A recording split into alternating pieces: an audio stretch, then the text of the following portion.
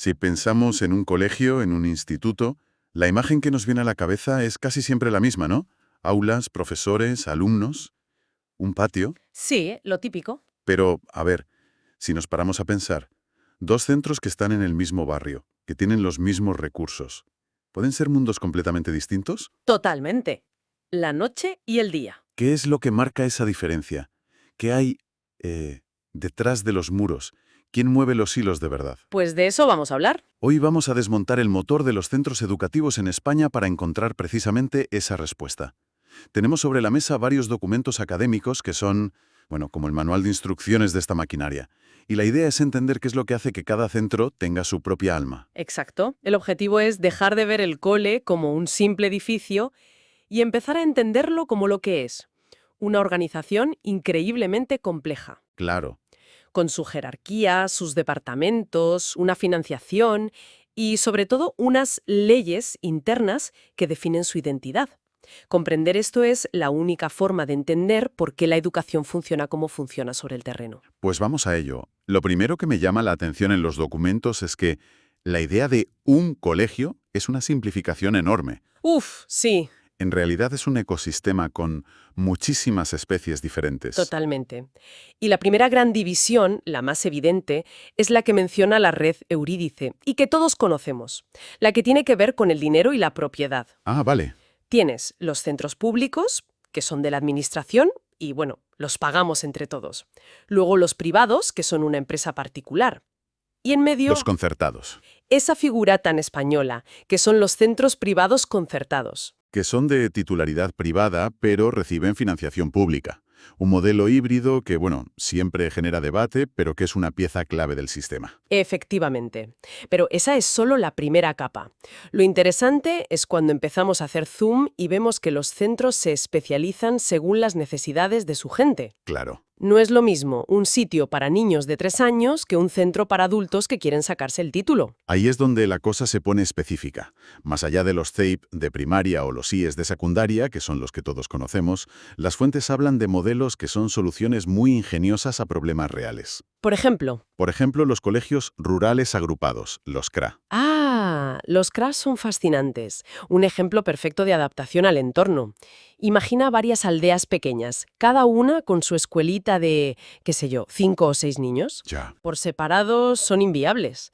No puedes tener un especialista de inglés, de música o de pedagogía terapéutica para tan pocos alumnos. Claro, no salen los números. Lo que hace un CRA es agrupar administrativamente esas escuelas en un solo centro. O sea, que no se trata solo de mantener abierta la escuela del pueblo para que no se muera, que también. No, va más allá. Se trata de que, al unir recursos, un niño de una aldea de 50 habitantes puede tener acceso a un profesor especialista que de otra forma sería impensable. Exacto. Es una herramienta de equidad brutal. Exactamente, esa es la clave, la equidad.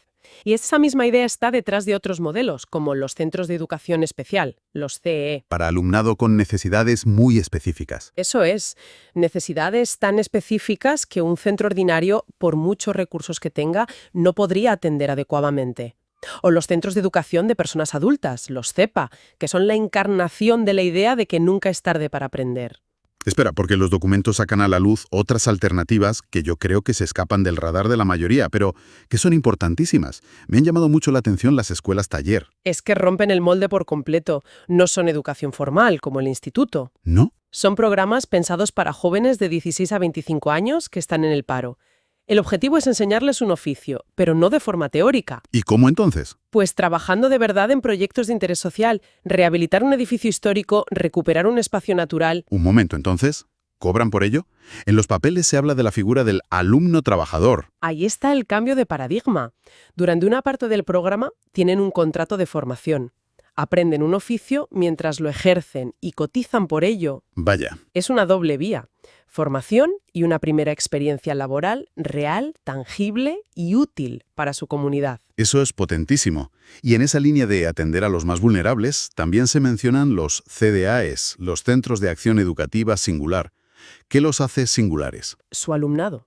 Están diseñados para trabajar en contextos de una enorme complejidad social. Por ejemplo, Pues piensa en barrios con altas tasas de pobreza, con mucha población migrante que no domina el idioma, o con chicos y chicas que acumulan un desfase curricular de varios años. Entiendo. Los CAEs tienen más recursos y personal especializado precisamente para intentar romper ese círculo de desventaja socioeducativa. Y para cerrar el mapa. A todo esto habría que sumar los centros de régimen especial, claro, los conservatorios, las escuelas de arte, las escuelas oficiales de idiomas, cada uno con su propio universo. Vale.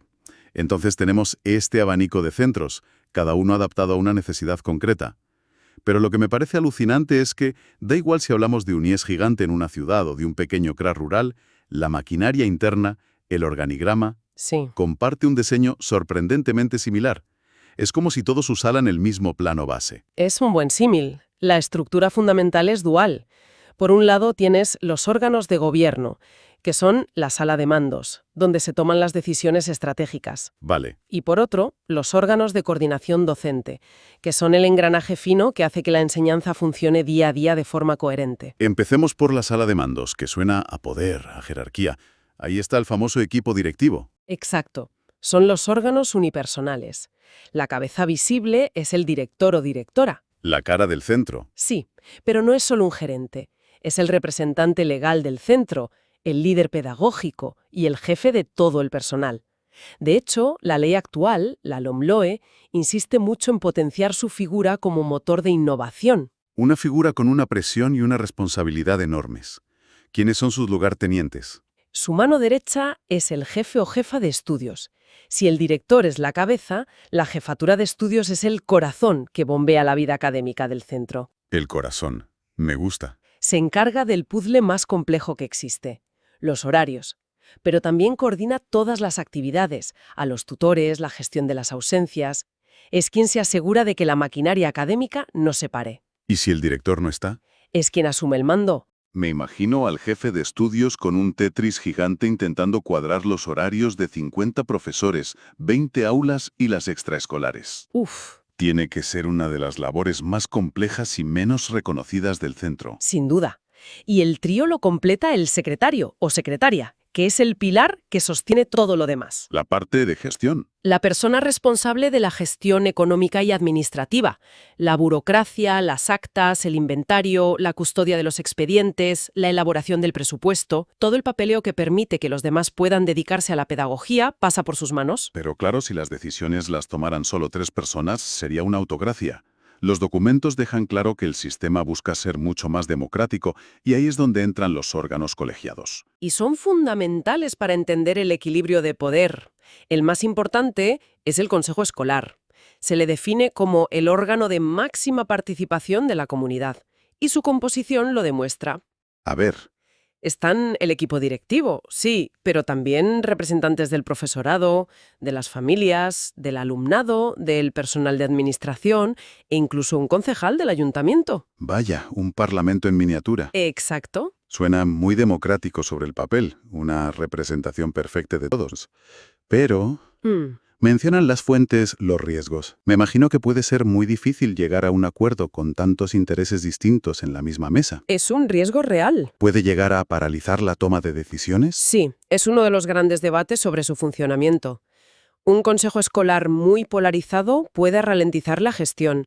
Sin embargo, sus funciones son demasiado importantes como para prescindir de él. Por ejemplo, Participa en la elección del director, aprueba documentos clave como el presupuesto o el proyecto educativo y es el gran foro para debatir y mejorar la convivencia. Es el contrapeso democrático al poder del equipo directivo. entiendo. Y junto a ese Parlamento General está el Parlamento de los expertos, por así decirlo. El claustro de profesores. Exacto. El claustro es el órgano donde reside la soberanía pedagógica. Ahí solo profes. Todos los docentes del centro y lo preside el director. Aquí no se habla de presupuestos ni de gestión, sino del núcleo del asunto, la educación. Van al grano. Se aprueba cómo se va a concretar el currículo, qué criterios de evaluación se van a seguir, se proponen planes de innovación. Es el cerebro puramente pedagógico del centro. Y además de esto, Lo fascinante es que, en paralelo a esta estructura de gobierno, hay toda una red invisible de coordinación. Ahí tienes a los tutores, que son el vínculo directo con un grupo de alumnos y sus familias, o los departamentos didácticos en secundaria, que reúnen a los profesores de la misma asignatura para unificar criterios. y el departamento de orientación, que es clave. Por supuesto, clave para atender la diversidad y las necesidades individuales de cada estudiante. De acuerdo, tenemos la estructura, las personas, los roles. Pero ¿qué impide que todo esto sea un caos? ¿Qué guía su trabajo? ¿Hay una especie de manual de instrucciones que todos deben seguir? Lo hay, y es la clave para entender la autonomía de cada centro, un concepto que la ley, en el artículo 120 de la LOMLOE, defiende mucho. Autonomía. A los centros no se les da un manual cerrado, sino la capacidad de crear el suyo propio a través de una serie de documentos institucionales. El gran paraguas que los cubre a todos es el Reglamento de Régimen Interno, el RRI. Que serían como las normas de funcionamiento. Eso es.